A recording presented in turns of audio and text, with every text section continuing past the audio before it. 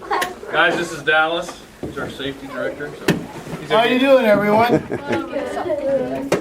he's going to give you a little safety orientation before we go underground. So listen intently because we're on a bit of a time crunch here. We got to get down there and back out by 3:45. So that's what time they set off the blast. What blast? Is that kind of a daily schedule that you guys shoot about every day? Every day, yeah. Uh-huh. Yep. Between 4 and 4:30. All right, yes. Are they gonna be riding into a bus down into there? Well, we may not have room for everybody on the bus, but we do have a fireman's pole that you can slide down into the mine. Sweet! I'm doing that. Well- Busty. Gary may have told you, he may not want to believe everything the safety guy says. So, no, we don't have a pole, but it sounds good. I'm going to get you used to the mine. It's a little dark in here right now. And, so yeah, those are regular miner's hats. I got a walkie-talkie. This is a mine radio. So if we want to communicate with anybody on the surface, we can't use our cell phones. The cell phones will not work in the underground mine. So we communicate by using a mine radio. So if there was an emergency, then Gary would communicate to the people on the surface. And, oh, he's getting more hard hats. Oh, okay, good. No, that's fine. Is there more somewhere? Oh, yeah, in the cabinet. We have, I just knew I needed 6 more, so, Did you guys get one? You got one, Connor? Yeah, man. so we do our communication with mine radios. Yeah, you have repeaters in there that carry the signal through the mine? Or? We use a leaky feeder system, and yeah, there is repeaters because it'll go back a couple miles into the mine. Okay.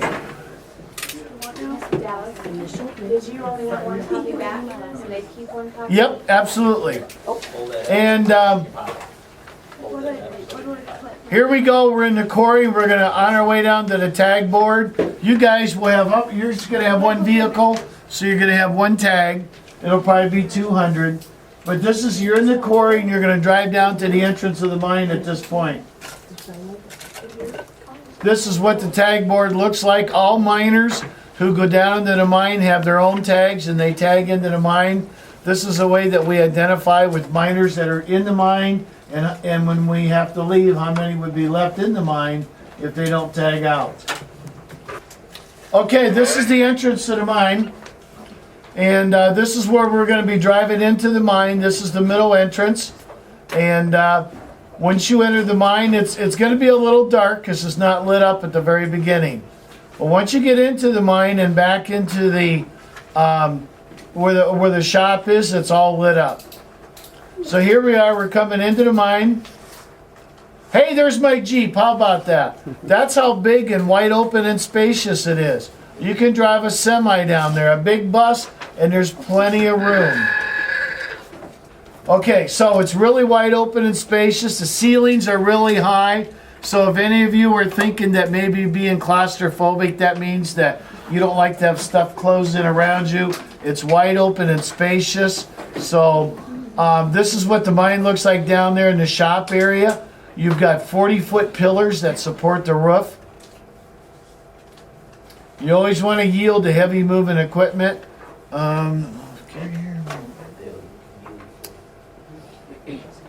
Okay, this is what we need to talk about.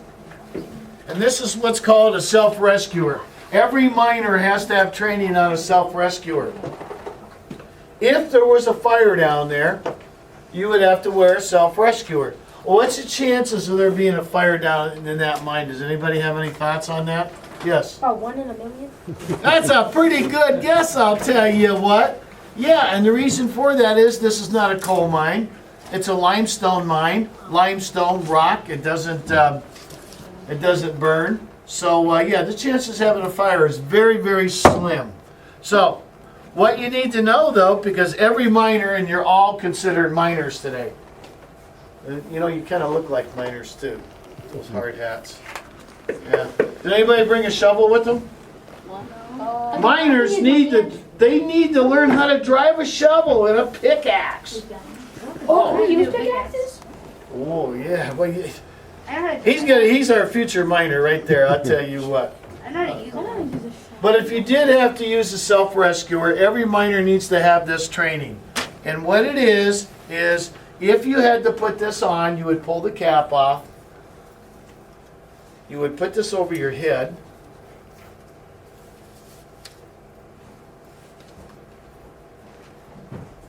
And don't I look cool? You gotta pinch your nose. Oh, like this. Is that looking? Taking any pictures? Okay, this is what a miner would wear if there was a fire down at the mine. And this would last about 1 hour. This will protect you from carbon monoxide. Does anybody know what carbon monoxide is? It's a poisonous gas that can kill humans. It is a poisonous gas that can kill humans. Very good. Okay, so this will protect you from that. So we will have 18 of these. Is that how many we have? 2, 5, 7, 10, 12. Okay, we have plenty of self-rescuers. So we will have one of these in the bus for everybody that's in there. So will you ever have to wear this? Nobody has ever had to wear one of these in the mine. So that's a good thing. It's not going to happen today either. But you need to know that wearing one of these is what you would need to do. Yes? Can we still use one of those? No. And well, you know, that's a good question. This miner over here said, well, can we use one of these? They're a one-time use, and they're $300. You use it one time and throw it away. So, yeah, we probably won't. How long can you store them? Huh? How long can you store them? It's a 15-year shelf life and a 10-year in-service life. Let's see what else we got here. Here's the emergency assembly area if we need to evacuate the mine. Oh, we're driving out of the mine now. And how do you know that you're going into the mine, or how do you know you're coming out of the mine? Anybody know? Yes. By reflectors? I'll tell you what, by the reflectors. If the reflectors are on the left-hand side, you're going out of the mine. If they're on the right-hand side, you're going into the mine. Very good observation. Wait a minute, what happens if there's yellow reflectors? Oh man, they didn't tell me what to do with the yellow reflectors. What do you think? Yeah. It indicates the secondary loop. Has this guy been down the mine before? It indicates a secondary route or you're going the wrong way in a one-way street. You're absolutely right. Well, maybe we should have this guy give the training card. This guy's right on top of it, I'll tell you what. So, thank you. This is a map of the underground mine. This is what Gary would use to do different determinations and go in different routes in the mine. And this is the Otis, which is the next level down. You're coming out of the mine, you're going to pig back out. So, okay, now, what we're going to do is we talked about the self-rescuer. Here's what's important.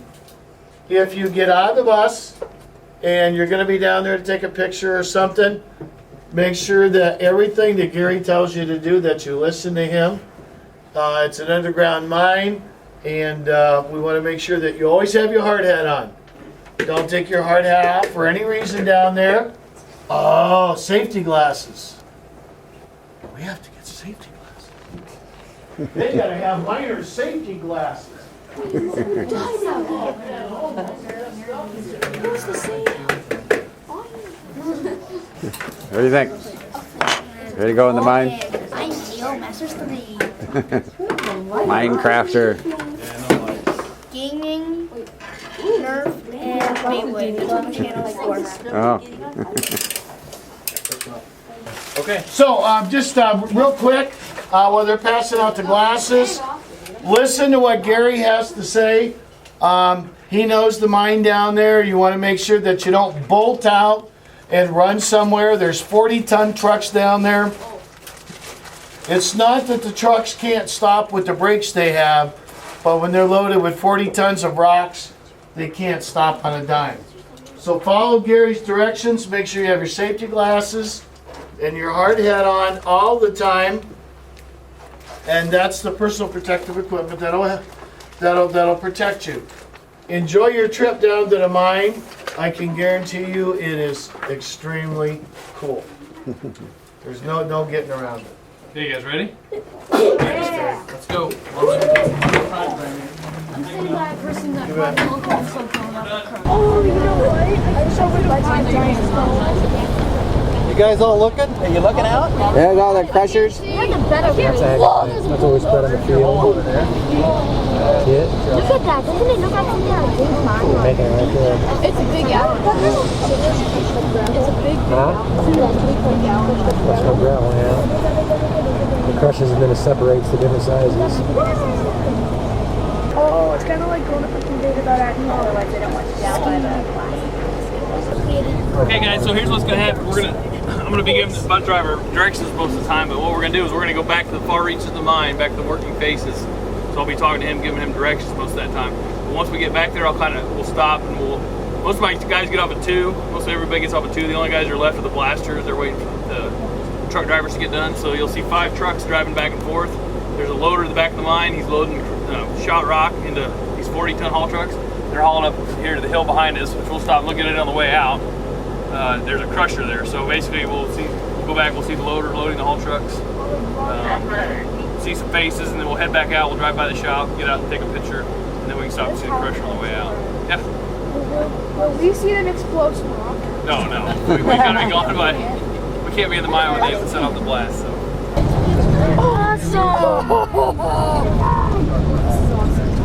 This is wicked. I think it might be like a ride in a... So we mine 2 different levels here in this mine. Right now we're on the Davenport level, but we're getting ready to go down a ramp. You'll see we'll go down to a lower level. It's called the Davenport. So there's 2 different limestone seams in this mine, and currently we're only mining the Otis, which we're going down into the Otis right now. So we just left Davenport, we're going down into the Otis. Like I said, from here it's about 1.5 miles, 2 miles to the back working faces. How far below surface level is this layer? About 100, 150 feet, somewhere around there. Now, I should say a majority of these haul roads are all one way, so we won't be running into haul trucks. There's probably one behind us somewhere catching up to us, and there's one ahead of us that we might catch up to. But as slow as we're going to go, we might have a haul truck catch up to us.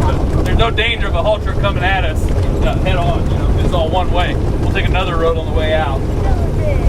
How long did it take to make all these tunnels? This mine's been here about probably 100 years, so what we're in now is probably mined back in the 1940s or something like that. What do you do for ventilation in here? We drill shafts. Okay.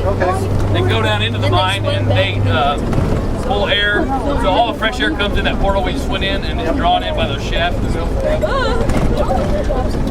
Then we also have floor flames that sit on the ground. We'll drive by and you'll see some of those. They blow the air around to those faces. Every once in a while you might see the outroad is over to our left on the other side of these pillars. So at some point we should pass a haul truck that's heading out. So you'll be able to see it on the left-hand side. So is all this that's open what you guys have mined out already? Yes, yeah. This is called room and pillar mining. So what we do basically is we drive a tunnel and then we branch off. Every 100 feet we drive off a new tunnel going sideways. So you got tunnels going north and south, and you got tunnels running east and west. It's a grid system. Okay. So our yield or whatever you call it, we take about, I think it's around 50% of the rock, and we leave about 50% of it. And the pillars, so it's called room and pillars. So the open spot where we're taking the rock is called a room, and obviously the stuff we're leaving is called pillars, and those are designed by mining engineers to support the weight above it. So those pillars, we know the compression strength of those pillars, we know how much weight's above it, so they design those pillars and the opening sizes to support the ground above it so it doesn't ever collapse. And there could very well be homes above us right now. Yes, yeah. Do they feel a blast every now and then? Oh yeah. We've got permanent seismographs up there that we measure our blast vibrations to make sure we're complying with the regulations and stuff. Matter of fact, it's pretty cool. Our seismograph is all automatic. I get a text message at around 4:15 every day when they blast. I get up at 3. At about 4 o'clock every day, I'll get a text message telling me what the blast vibrations were, what the sound was, and all kinds of stuff. So I'll know exactly what time they shot and how bad the vibration was. Is there a bat in the office? Are there any bats down here? Hey Gary, Yeah. they want to know if there's ever been bats in your office. Yeah, actually there has. Did you tell them that? They asked if there were bats down Yeah, here. there are bats down here. They usually stay away from the working faces because of all the noise and congestion. But I did have a bat fly in my office one time a few months ago. I had to chase him out of there. So your office is down here? Yeah, we'll drive by it here in a little bit. It's up by the shop. That'd be the best office. This would be the best office. I know. They have phone lines and everything now. So if you look off your left here, this is one of our fans that ventilates the mine. It's just it's called a booster fan. So the air's been coming in with us. We've been kind of going along with the airflow. But once it starts to get up this close to face, it starts kind of dying. So we have these booster fans that kind of pick up the velocity of the air to help it move around the mine a little more. Do you drive your car in here when you come to work? Yeah, I've got a truck. I've got a truck I use for work. All right, so if you look off to your right, like I said, most of the guys are gone for the day, but these are the two drills we have. So the way this, so basically the way the mining process works is we go up to a face, and we'll get to see a face a little bit closer, and it's just a rectangular wall of rock, and so these guys will come up with these drills, and it's just like a drill you'd have at home, or similar to a drill you'd have at home, and it's rotational, and it's got a bit on the end. It's got diamond impregnated studs on it, and so it turns and it hammers really fast. It's a 2 1/4 inch hole, and they'll drill 37 holes in that face. The middle holes will be V'd, and then as they get out close to the edges, they'll be straight in. So they'll do 37 holes in a pre-designed pattern. That's the first step in the process, and then the blasters will come along and they'll load all those holes with explosives, and then they'll shoot. At the end of the day, they'll shoot. So like these guys, they'll drill 7 or 8 rooms a day. The blasters will blast 7 or 8 rooms a day, and then the haul trucks and loaders will come in and they'll muck out all that shot rock. And then the next thing that'll happen is, pull up here, up to our right is a scaler, and so it's basically like a big claw pick hammer thing. And he'll go up to the face and he'll scrape down all the loose rock to make it safe for everybody. He'll scrape down all the loose rock to make it safe for the drills then to come back in next and drill the next round. So How deep do they drill? 18 feet. It's 18 foot steel, but they drill about 16 feet. Okay.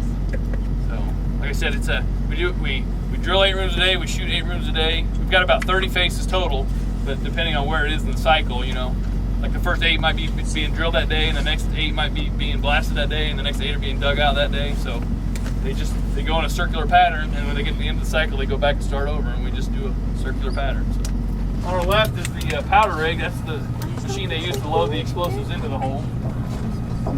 Hey Sam, Yeah? you're the one that has to tell us what roads to take to get out of here. I hope you've been paying attention. He's in charge. We're gonna die in here. We're gonna die if Sam's in charge.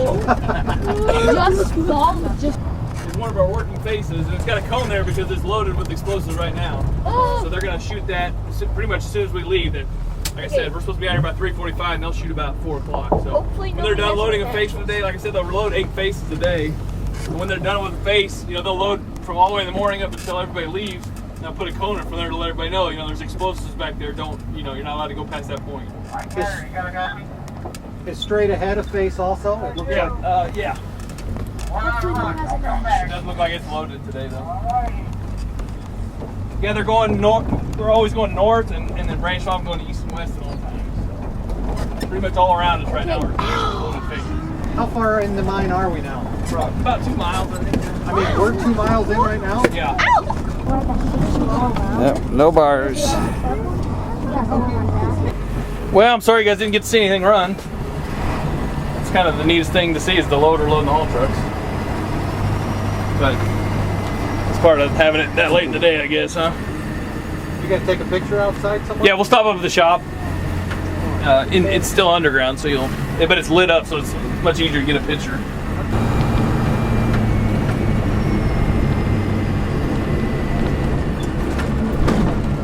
Okay, there's the loader.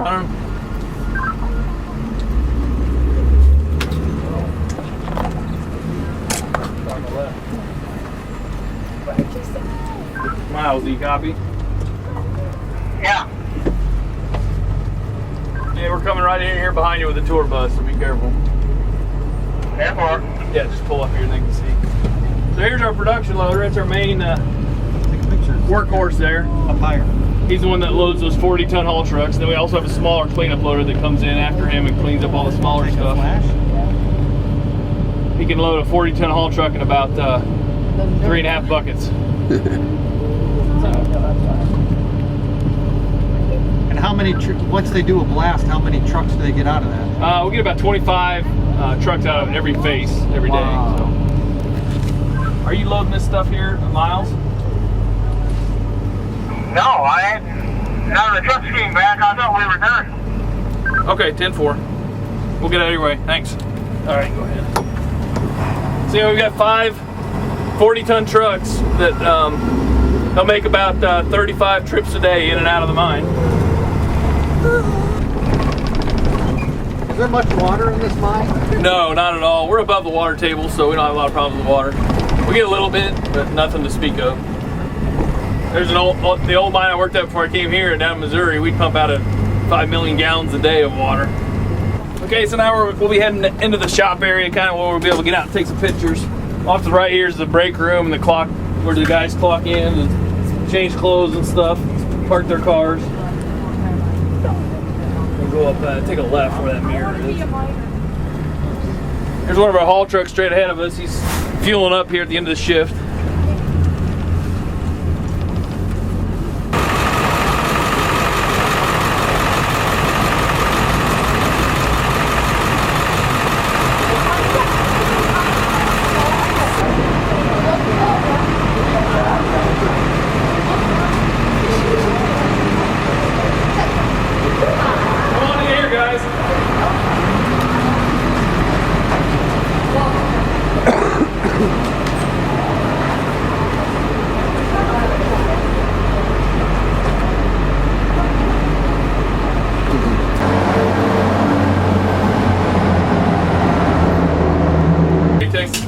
Brighten things up, keep it a little cleaner, but yeah.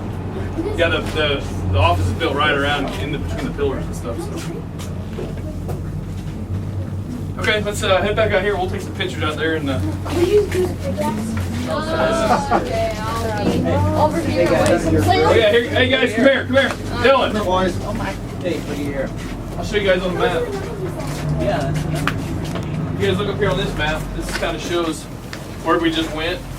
We came in.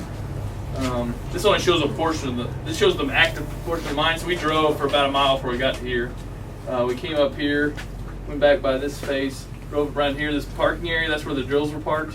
So actually we cut up north here, looked at those drills, here was a scaler, and then we went up north here to the very end of that working face, looking for a loader, couldn't find anything, and then we came back out, went back here to the far reaches of that mine, and right here's where that's that farmhouse on top of the hill. That's that red land right there. Then we came back out, went back by this power line, came back here, we saw Miles digging at that big loader right about there, and then we headed back out. So that's where we just went.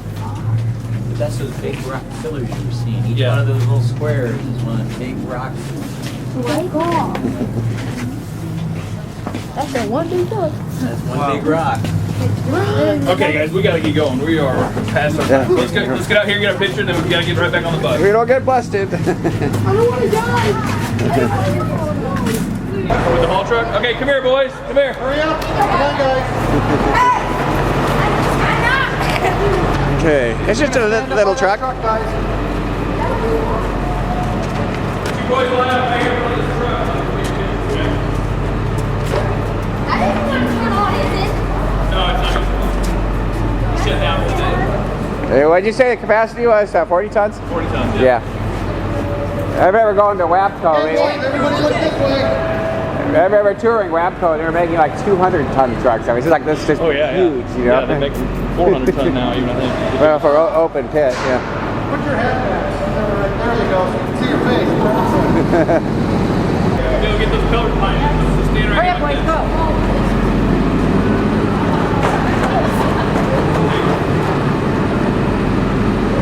No, they get a picture of the pillars.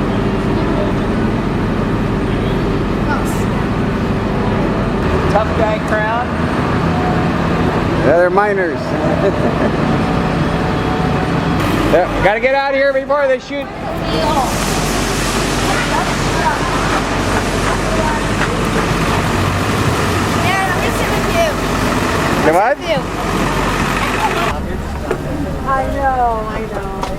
So we do all our own maintenance. This truck here, you guys just stood in front of, it's in here for maintenance. So that's one mechanic's bay. There's another mechanic is over here. It's just like a garage you'd see on the surface somewhere, except instead of a garage, a bay, they have their own little whole area, you know. So what is the temperature down there? 58 degrees. Yep. Year round. 58 degrees year round. No shortage of space. That's nice. No. I'm just following around, then you'll take a right. Right on the other side of the block. This is where they park all the equipment at the end of the day. So you'll see our cleanup loader here on the left. It's not quite as big as the one Miles is in. That was our production loader, and then all the haul trucks will be parked back in those crosscuts back in there. So we got to be out of here by 4 so they can blast or something. Yeah, they'll blast between 4 and 4:30. We just had to be up out of the mine part. This is, I mean, we're safe here. Nothing. Oh, okay. Yeah. We pull everybody up out of the mine, and then, you know, the mechanics will still be working in here sometimes when they shoot. So is it a remote detonate for those? They'll wire it in. They'll wire all their shots back into one spot, and they'll go back a couple hundred feet behind a pillar, you know. Do the old push box thing? Yeah, no, they've got a little electronic ignition. And then you'll take a right up there. They get to yell, fire in the hole. Yeah, yeah. You see off the left, there's Miles, who we just saw down below. He just fueled up. We have a, yeah, take a right. We have a diesel fuel tank back there, so they'll fuel up every day.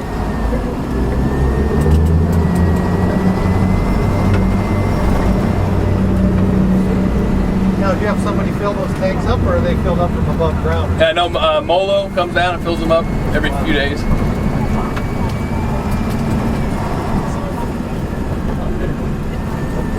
Take a right up here and then a quick left down the little dog leg. Yeah. What do they use to blast? Ammonium nitrate fuel oil, AMFO. It's the same stuff that the guy used in Oklahoma City bombing. It's fertilizer with diesel fuel in it. A little higher quality than fertilizer. Yeah. But then they'll put a primer in the back of the hole with a wire going to a little electric cap. And then they'll shove that in the back of the hole, and then they'll fill the rest of the hole with that AMFO. It's like they call it krill. It's almost like, if you ever cut open a bean bag, Yeah. and you know how it's got the little styrofoam beans? Yeah. That's what it looks like. Oh, really? Yeah. So it's like a dry stuff then? Yeah. It's Or a little... a little bit moist, but it's popcorny, you know. I see. It's a little bit slimy from the fuel oil, but it looks just like that stuff in bean bags. So it comes in bulk in big tanks. They just blow it in there with a pneumatically through hose. So. Is it all pre-mixed for you, or do you guys mix Yeah, they make it up in Decorah, Iowa. Yeah, they deliver about every 2 weeks. They fill our tank, and then our guys just go fill their little truck up every day when they need more ammo. They go fill it up out of our tank. Yeah, daylight.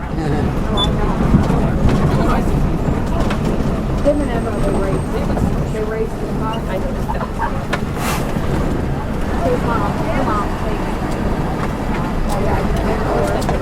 They go up to the left on that hill. So the crusher. Yeah, that's the primary crusher, or they dump the truckloads? Yeah. Yeah, pull up here a little bit more. So this is where we didn't get to see it, but this is where the trucks would dump.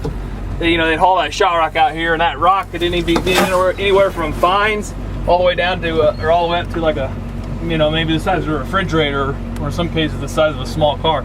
But they'll dump it in there, and right over that ledge there's a big crusher that crunches the rock, and it'll go up that belt to a stockpile, which is off in the distance there you see. After it goes to that primary crusher, it'll be the biggest it should be is about the size of maybe like a cantaloupe, like 6 inches. Everything should be below 6 inches. And from there it's split off, and it goes up that conveyor belt to another plant, or it can go up here to the left to another hill where they screen it and crush it and sort it into different size fractions, and recrush it and rescreen it to make all different kinds of products.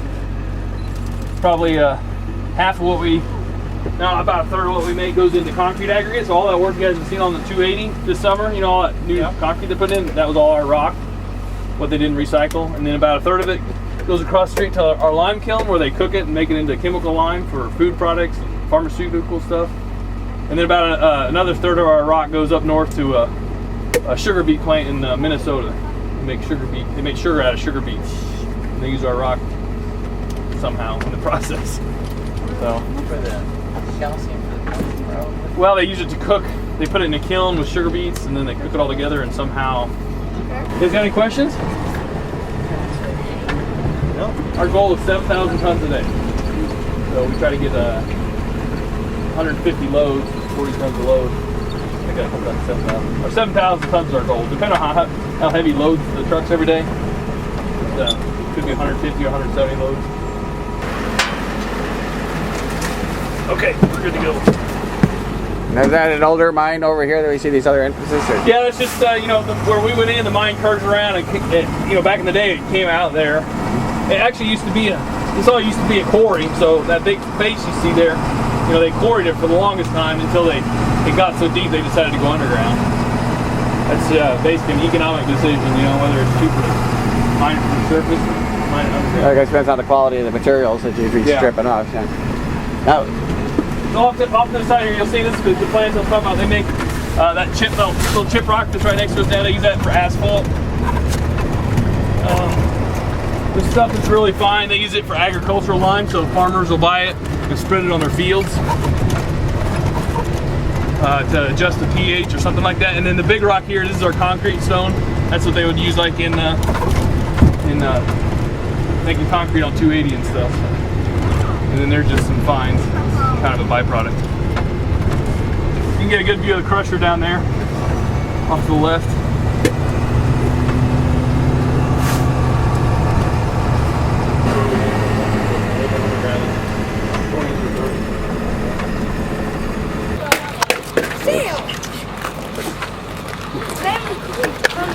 Hey, yo, Master's 3. That they gave you. Oh, it's the speed. okay, what do you guys say for Gary? Thank you. All right.